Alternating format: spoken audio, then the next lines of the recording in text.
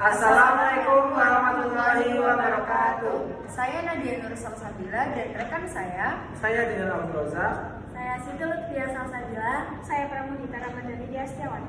Kami dari kelompok 2 akan mempresentasikan hasil diskusi kami mengenai efektivitas bahasa baku atau formal di kalangan mahasiswa. Sebelum kita mengenal tentang bahasa baku, ada baiknya kita mengetahui pengertian mengenai bahasa baku tersebut yang akan disampaikan oleh kita. Ya, jadi apa itu bahasa baku? Secara umum, bahasa baku atau bahasa standar adalah bahasa yang mempunyai nilai komunikatif yang tinggi, yang digunakan dalam kepentingan nasional, dalam situasi resmi atau dalam lingkungan resmi, dan pergaulan sopan yang terikat oleh tulisan, ejaan baku, istilah atau kosakata baku, tata bahasa baku, serta lafal baku. Dan yang menurut para ahli, yang pertama ada pengertian kata baku menurut Kosasih dan Hermawan. Kata baku ialah kata yang cara penulisan ataupun pengucapannya sesuai dengan kaidah-kaidah yang telah dibakukan. Kaidah standar yang dimaksud tersebut yaitu berupa pedoman ejaan yang disempurnakan, tata bahasa baku, dan kamus umum. Yang kedua, pengertian kata baku menurut Mulyono. Bahasa baku adalah ragam bahasa yang dipakai dalam komunikasi mengenai ilmu pengetahuan. Berdasarkan sudut pandang pengguna bahasa, ragam bahasa baku bisa dibatasi dengan ragam bahasa yang lazim dipakai oleh penutur yang paling berpengaruh, misalnya pemerintah, ilmuwan, tokoh masyarakat, dan wartawan atau kaum jurnalis. Selain itu, bahasa baku juga memiliki beberapa ciri-ciri yang akan disampaikan oleh Fia. Ciri-ciri bahasa baku secara khusus adalah yang pertama menggunakan lafal yang bebas dari ciri-ciri lafal dialek setempat atau ciri-ciri lafal bahasa daerah. Yang kedua, menggunakan ejaan menurut pedoman umum ejaan bahasa Indonesia yang disempurnakan. Yang ketiga, menggunakan istilah menurut pedoman umum pembentukan istilah bahasa Indonesia. Yang keempat, menggunakan kosakata menurut kamus besar bahasa Indonesia. Dan yang kelima, menggunakan tata bahasa menurut buku tata bahasa baku bahasa Indonesia. Sedangkan ciri-ciri bahasa baku secara umum adalah yang pertama, tidak dipengaruhi bahasa daerah tertentu. Yang kedua, tidak dipengaruhi bahasa asing.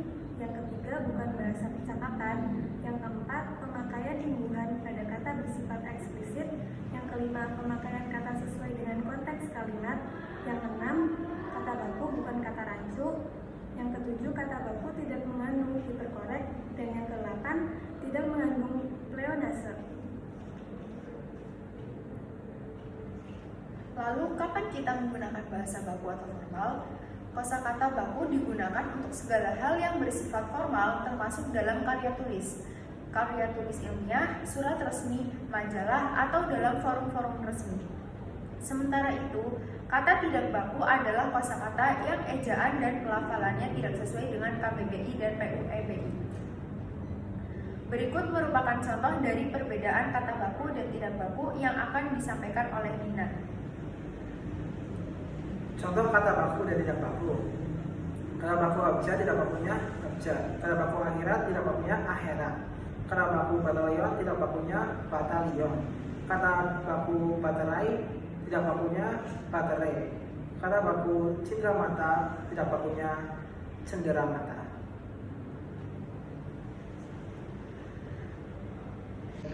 Kami telah mengumpulkan beberapa survei terkait keefektivitasan dalam penggunaan ragam bahasa baku yang diambil dari beberapa mahasiswa universitas di Indonesia yang akan disampaikan oleh Dinar. Berikut hasil surveinya. Yang pertama, kita dapat melihat bahwa kenyataannya kita sebagai mahasiswa itu perlu menggunakan bahasa formal. Sebanyak 78% mahasiswa yang telah kami survei setuju dengan hal ini. Karena sebagai mahasiswa, tentunya kita akan sering berkomunikasi dengan dosen dan juga presentasi di depan kelas yang mana membutuhkan kemampuan berbicara menggunakan bahasa formal. Hal ini disetujui oleh para mahasiswa. Kemudian, hasil survei yang kedua menunjukkan sebanyak 95% mahasiswa menganggap bahwasannya bahasa formal itu tidak sulit, tetapi mereka menganggap bahwa bahasa formal itu kaku jika digunakan untuk berkomunikasi dan mereka menganggap hal ini akan menghambat mereka dalam berkomunikasi. Kemudian hasil survei yang ketiga menunjukkan sebanyak 53% mahasiswa tidak setuju jika bahasa formal atau baku ini digunakan untuk berkomunikasi sehari-hari, khususnya pada lingkungan kampus. Dan dapat kita lihat, sebanyak 47% mahasiswa setuju jika bahasa formal digunakan untuk bahasa sehari-hari, khususnya dalam lingkungan kampus karena untuk mengupgrade skill mereka dalam berbahasa baku atau formal.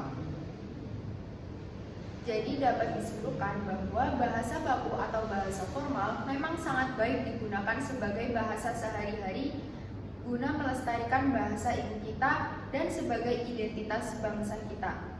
Tetapi, jika untuk ditetapkan sebagai bahasa sehari-hari, bisa menimbulkan pro dan kontra khususnya di kalangan anak muda, yang mana sudah sangat jarang menggunakan bahasa baku atau bahasa formal pada komunikasi sehari-hari.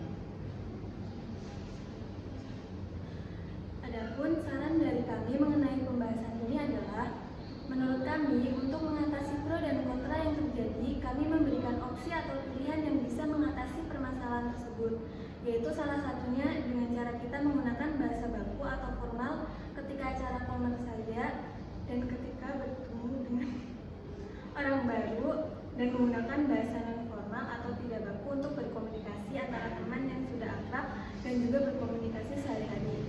Intinya, dalam penggunaan bahasa baku perlu adanya penyesuaian di mana tempatnya, kapan terjadinya, dan dengan siapa kita berbicara. Sekian dari kelompok kami. Apabila ada kekurangan kami mohon maaf. Terima kasih. Wassalamualaikum Warahmatullahi wabarakatuh.